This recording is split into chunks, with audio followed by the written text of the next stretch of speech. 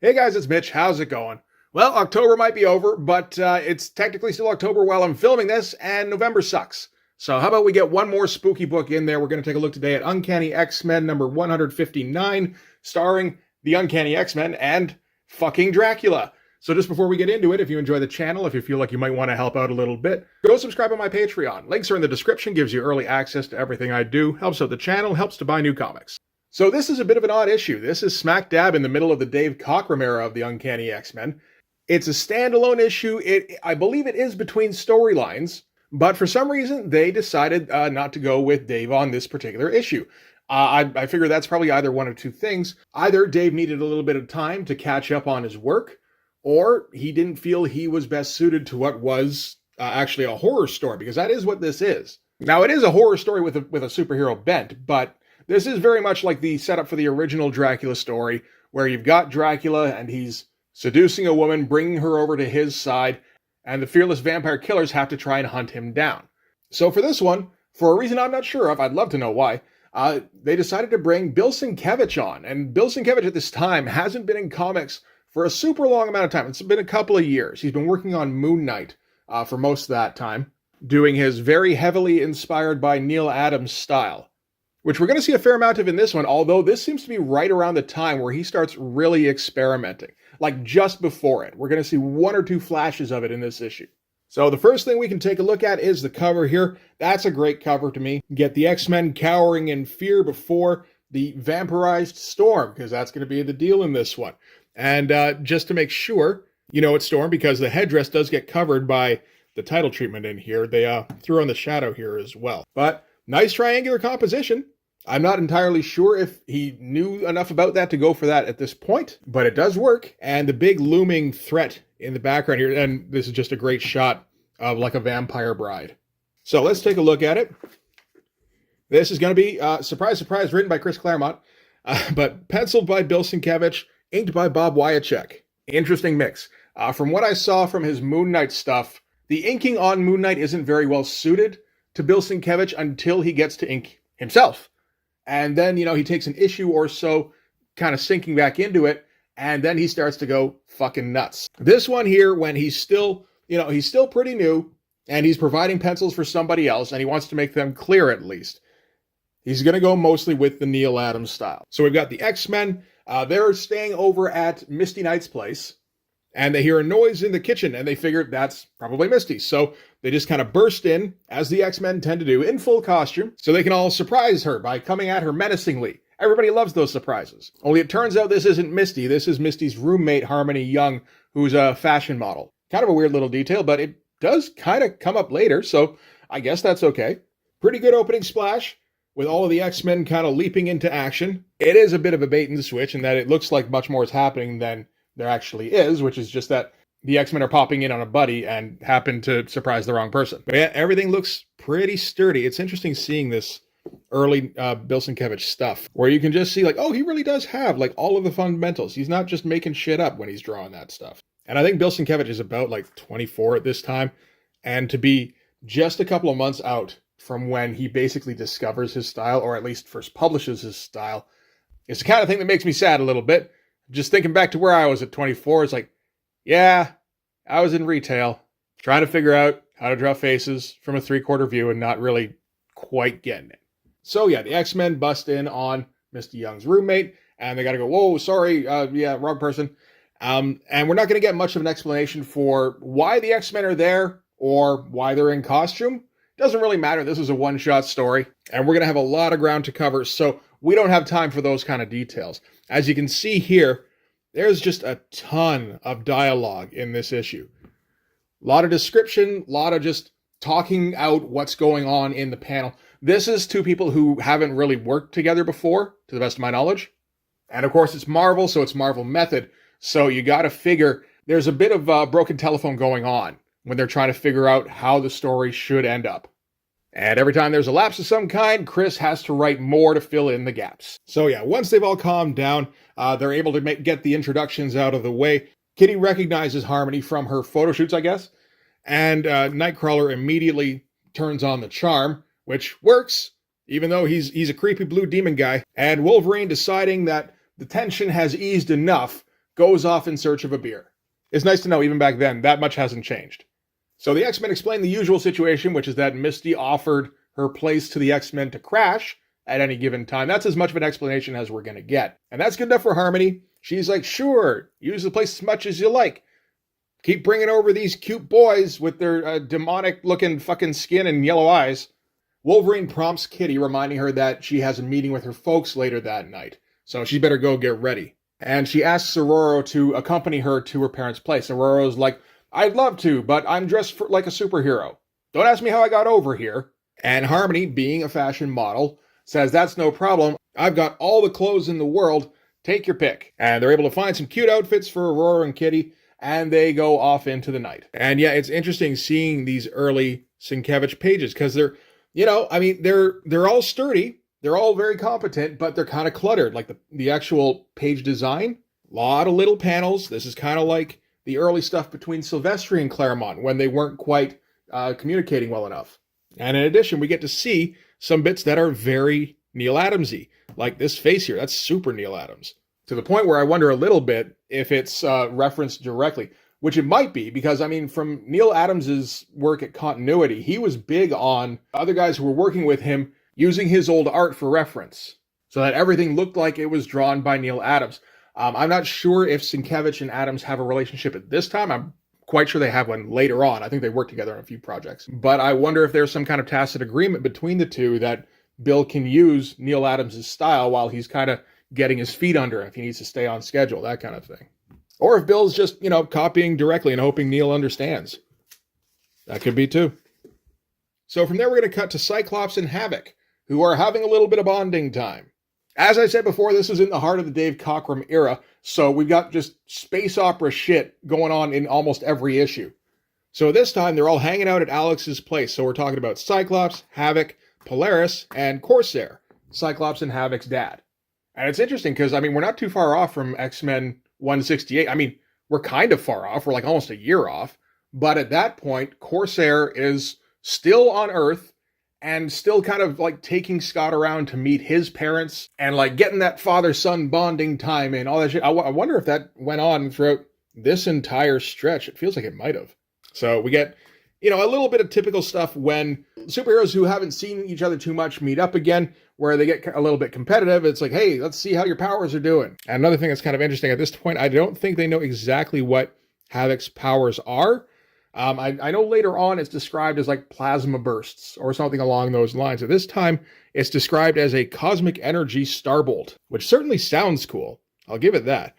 And the whole thing with Corsair here, he's just landed back on Earth for the first time in years, so he's still figuring out what he wants to do from here, whether he wants to stick around, whether he wants to go back to space. Spoilers, he goes back to space, but we don't know that just yet. So back to Misty Knight's place with its cramped panels. So many panels. Nightcrawler is wooing the fashion icon Harmony Young and apparently doing a pretty good job, even though he looks creepy as fuck, when Kitty calls and asks to speak to Aurora. And of course, Aurora hasn't gotten back yet, which gets everybody on edge, thinking, wait a minute, what happened to her?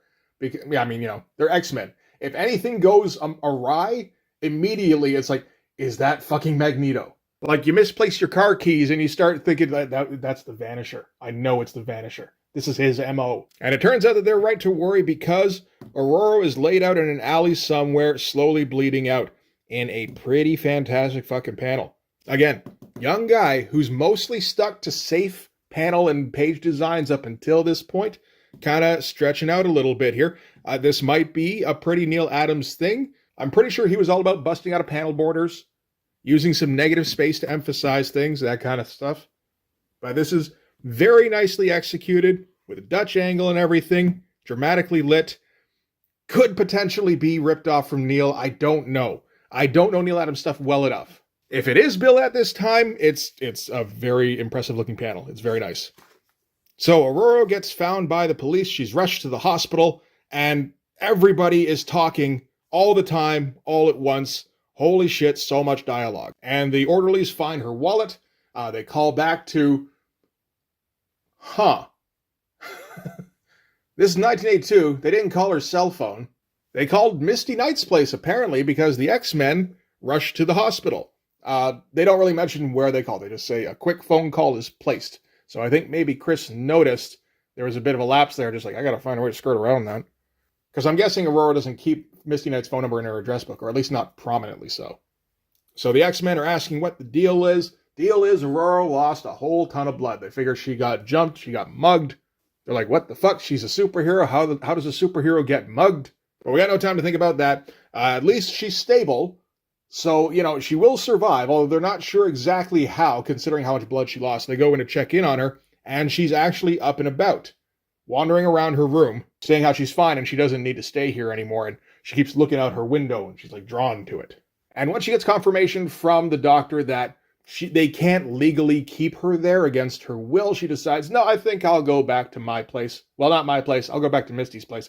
And they're like, okay, well, I guess you got to do that then.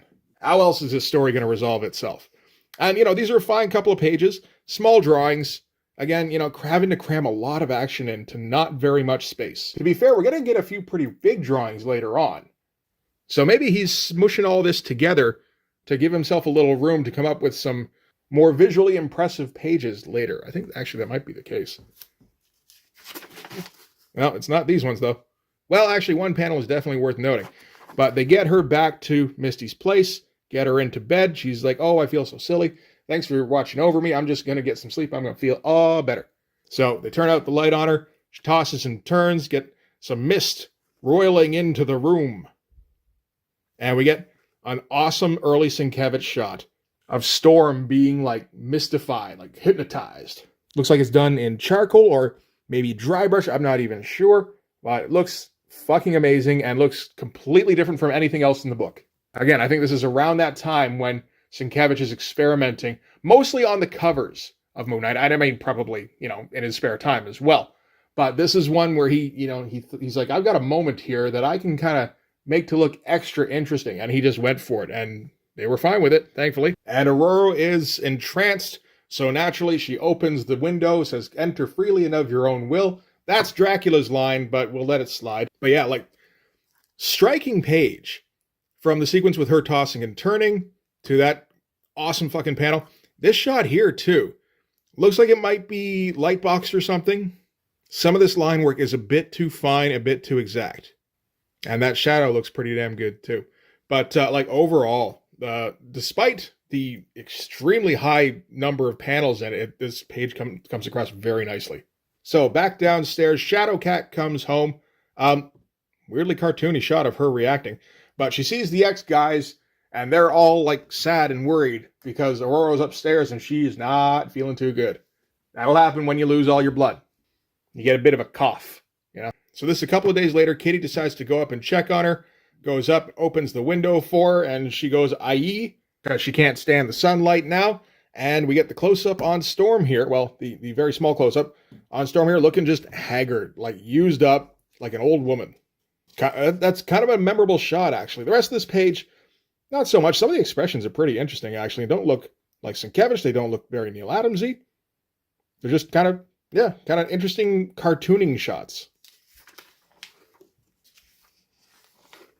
So Storm is going to explain to Kitty now, while she's a frail little old woman, in so many panels. Again, Sienkiewicz is a young guy, not super experienced, working with one of the more acclaimed writers at Marvel at the time for the first time. And I think he's a little worried that his stuff isn't coming across clearly, so just adds a lot of moment-to-moment transitions that really aren't necessary. But she tells Kitty about how she's just been feeling tired and sick for some reason over the last few days. Kitty notices her fancy new scarf that she's got. And she's like, oh, did that Harmony girl give that to you? He's like, no, I got that from fucking somebody. Can't remember who. Storm gets, wounded by the lamplight flashing across Kitty's Star of David, which gets the wheels in her mind turning. And when she reaches out to try and help her some more, Aurora shoves her away and she has to run out of there.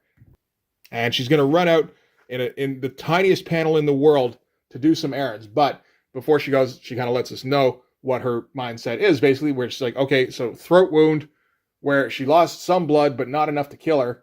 And she hates sunlight now. And she's got a big old D scarf. I think I might have an inkling what this might be about.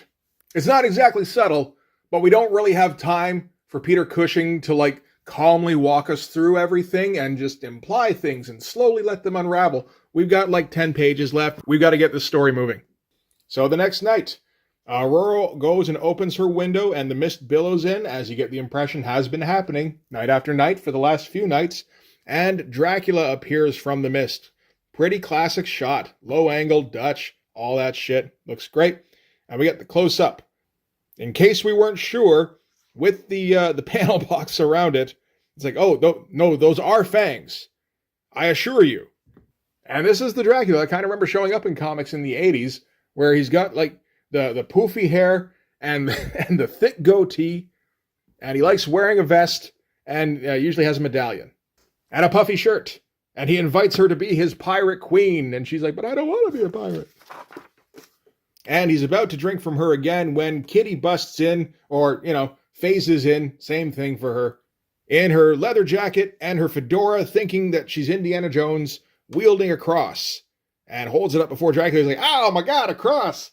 Why doesn't that hurt? And we get a detail that feels like it was mostly mentioned in the Claremont X-Men books, which is that the cross doesn't hurt if you don't have faith in it. Which does make sense, because, two lines cross over everywhere you look. It's, you couldn't exist as a vampire if all it took was a cross to repel you. So he goes to grab Kitty, grabs her by the throat, but brushes against her Star of David necklace. And she does have faith in that, so that burns him and he's got to run away. And Kitty goes to Aurora and she's like, Aurora, we've got him on the ropes. This is our chance. Let's get out of here. And Aurora fucking clocks her. Goes, out my way, bitch. That's my man. And she goes flying out the window after him. So yeah, that's our seduction scene. That's our first real encounter with Dracula in this comic. That's any of the X-Men's first seeing him and confirming his existence, and that's their first clash. That is a pretty efficient couple of pages, I gotta say. You needed a lot of panels to get it that efficient, so maybe not that efficient. But yeah, again, great fucking page with some pretty big panels on this one. So yeah, he's having to compress, I think, a little bit to try and fit in these shots. And, that's kind of worth it. So the X-Men rush up. They heard the commotion. They find Kitty over by the window, which is flung wide open, and Storm, of course, is nowhere to be seen. They ask Kitty to explain what happened, and she says, fucking Dracula flew in the window and stole Aurora. And her first proof that it was actually Dracula, from the novels, from the movies, all that shit. Look at this scarf.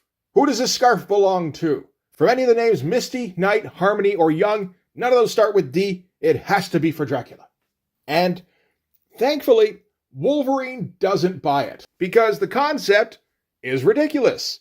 Vampires are one thing. I'm pretty sure he could buy vampires, if you talked him around to it and you offered him a beer. Dracula's a little different. Even in this world, all of them have probably read Dracula. Chris Claremont's read Dracula, so all of them have read Dracula. So it can't be Dracula. And Nightcrawler, who's, from Bavaria, is like, it could be Dracula. And Kitty's like, okay, you know what? It doesn't matter if it was Dracula or not. Aurora actually is missing, and we kind of need to find her because she might die. And Logan's like, okay, yeah, good point. Let's all suit up in our ridiculous outfits and go hunting out through the streets. So they do. And they end up in a park outside of Belvedere Castle. I don't know what that is. That is apparently a castle in New York. I guess kind of like a Casa Loma kind of thing. And Kitty's like, that's gotta be where a vampire would hang out. Let's go. And Logan's like, wait a second. This feels kind of weird. And at that point, Dracula forms out of the mist and goes, yes, it is weird, for I am vampire. Like I said, we don't have any time in this issue to get subtle. This is a Dracula versus the X-Men book. We've got to have Dracula fight the X-Men at some point. And we're already past the halfway mark. So Dracula sends the rats after them. That kind of sucks. And the wolves with their oddly human-looking hands. I guess he didn't have time to look up how to draw a wolf. And they're all going to try and do their X-Men moves, which I don't mind. I like the fact that they have just practice techniques that, say, let's try the usual stuff first, because that sometimes works. So Nightcrawler's going to leap at him, gets beat the fuck down. Wolverine and Colossus are first trying to take out the wolves. And it looks like Wolverine is stabbing those wolves. That looks like it's meant to be blood. Interesting. They load up for a not super impressive fastball special because of how small the panel is, but that's how it goes. I mean, I'm kind of used to the John Cassidy version now, where you take a 2-page spread to do it. And so yeah, once Colossus lovingly supports Wolverine's backside and tosses him at Dracula, Dracula turns into mist, so that Wolverine flies right through him, lands on the ground right in front of the wolves. So Colossus is going to go, fine, I will just punch you with my metal fists. From Russia with love. But Dracula is apparently stronger than Colossus because he just stops his hand. Great looking arm. Really good looking arm. There's some nice poses in here that, again, I think maybe come from Neil. Maybe, maybe not. And Dracula tosses Colossus away, goes crashing through the trees. Wolverine is still stabbing wolves. Nightcrawler says, we can't match his raw power. We've got to use, like, one of the 500 things that vampires are scared of to drive him away. He's like, I got that, buddy. And pops his claws, makes a cross out of him, but doesn't matter because Wolverine doesn't believe in fucking nothing. So Dracula easily swats him aside. Unfortunately for Dracula, Nightcrawler is a devout believer, of course, and makes the cross out of the sticks. You can do that in some of the movies anyway. And Dracula goes, no, not the stick cross. I hate the stick cross. And it pisses him off so much that he starts sending lightning after Nightcrawler. Like, this is such a weirdly dichotomous kind of Dracula. Like, he's incredibly powerful, but he's got so many weaknesses. And he keeps sending lightning after Nightcrawler, who keeps teleporting away every time he teleports somewhere. The lightning catches up to him, and he's got to teleport away again. And from there, we're going to cut to the most cramped sequence you're ever going to see in your life, as Kitty sneaks into Belvedere Castle and goes searching around for evidence of Draculaism. Or perhaps it's Draculation. That sounds more likely. Are you experiencing Draculation? Depending how early you are in the story, perhaps it's premature Draculation. But anyway, she happens upon a big old coffin. That was nice and handy. And opens it up and goes, oh, I hope there's no Dracula in here. Nope, Dracula is outside beating the shit out of all your friends. But turns out, yeah, no Dracula, no Storm in there, because that was her other fear. And she's like, cool, so I'm going to just fill this thing up with holy water, and now at least Dracula can't come back to this place. But, like, so fucking many panels. You think about the whole thing for her like, wandering through the place. Now, you could have done that in, like, maybe it would have taken a bit of more than a page if you let it breathe a little bit, but all this stuff, it feels like you could have done in one panel. All of this stuff could have been done in one panel. You know, this is a young guy who doesn't quite know pacing just yet. So she's ruined Dracula's coffin, and for her trouble, she gets smacked across the room, and Aurora is there, and she is in just about full vampire form. I'm pretty sure if you're a little kid reading this comic, this panel is fucking terrifying. So Kitty's trying to figure out what's going on, because from what she knows about vampires, which is apparently everything, a victim needs to be dead for 3 days and then revived for it to be a full-on vampire. So she can't be a full-on vampire. She's probably still living and has to cross over still. There's some final steps that still need to be taken. So maybe, just maybe, she can pull her back. And just in case she can't, she goes diving for a stake and kind of wields it at Aurora. But vampire or no vampire, she can't stab her friend with the stake. So she's just like, okay, fuck it. I mean, if you're going to bite me, I guess you're going to bite me. But that's the thing that usually changes their minds, right? Well, I guess we'll see. Back at the fight, Wolverine and Colossus still haven't thought of anything better to do than to just try to punch him. So they're going to do that shit again. But before they can get to him, Nightcrawler appears back on the scene. He's still getting chased by lightning. But he figures maybe if I go near Dracula and the lightning strikes, I can use that to my advantage. So lightning hits, and it wipes out all of the X-Men. They're just all unconscious, laying at Dracula's feet. So I guess that didn't work so well. Wah wah. And then Storm appears out of nowhere. Maybe she was helping to control the lightning. That'd be interesting. Asks Dracula what his plans are for her fallen comrades, and he's like, well, I'm going to kill them. I'm a vampire. That's the thing I do. Again, awesome looking panel with her looking like directly into the viewer and being like, hey, aren't I creepy and kind of sexy? But Shadowcat has managed to get through to her, so much so that her costume changes between pages, and instead of allowing Dracula to kill all of her comrades, she hits him with the lightning instead. He turns into Man-Bat and flaps away. She follows after him, and they go crashing into a restaurant. Sure, why not? And they're kind of having it out, just debris flying everywhere, and Dracula decides to use his control over her because, you know, he's the king of the vampires. He has control over all the vampires, and he makes her kneel before her, and she does have to. And he's like, now kill one of these stupid humans. They bug me so fucking much. And that's the line that Storm's not going to cross now that she's been brought back. She's like, I might not be able to break your control over me, but you will never be able to make me kill. And she scoops up a broken table leg so that she can stake Dracula. Dracula's like, don't you do that shit. Grabs a fleeing woman's arm, pulls her in and goes, you drop that or I'm tearing her throat out. And Storm, you know, she's Storm. She's just like, okay, nope, no stakes. Don't tear the cow's throat out. Again, some pretty big panels here for the more impressive visual stuff. Weird panel here with Dracula halfway between his human form and his bat form, where he just has like, he's just a human with gigantic fucking bat ears. Fun drawing though. I bet Sienkiewicz enjoyed that. And of course, this here is the moment from What If number 24, where if you ever wondered, which I don't think too many people did, but if you ever wondered, hey, what if Storm hadn't been turned back by Shadowcat at that point and she just went along with Dracula, how would that go? They did that comic. It's not a bad comic. Did a review on that comic. Long time ago. That was like one of the first reviews I did. So you can go back and check that out if you like, if you want to hear like scratchy audio and a guy who's still figuring out how to project and doesn't bother editing just yet. So Dracula and Storm are at a bit of an impasse where Storm is like, okay, I'm stuck with you. Yes, I can't break your hold over me, but I'm not doing the one thing you want me to do the most. And he's like, you'll change your mind eventually. The more I look like a Neil Adams drawing, and he looks quite a bit like a Neil Adams drawing here, the more you will want to kill people. And she's like, nope, I'm never going to want to kill people. I'm going to work to try and destroy you for as long as you have me with you. And that could be centuries. I'll probably find something eventually. And they go back and forth a little bit. And Dracula eventually decides he's not going to be able to change her mind. And he respects her decision. You know, he really digs Storm. That's one of the reasons he turned her into his bride in the first place. That she's an extraordinary woman. An extraordinary woman. Sorry, it came to me while I was saying it. I couldn't really stop at that point. And that's what has, you know, driven him to the point where he can't force her to change form and he doesn't want to kill her. So the only option he has left is to let her go. So that's what he does. He releases his hold on her. She's no longer even remotely vampire-y, goes flapping off into the night.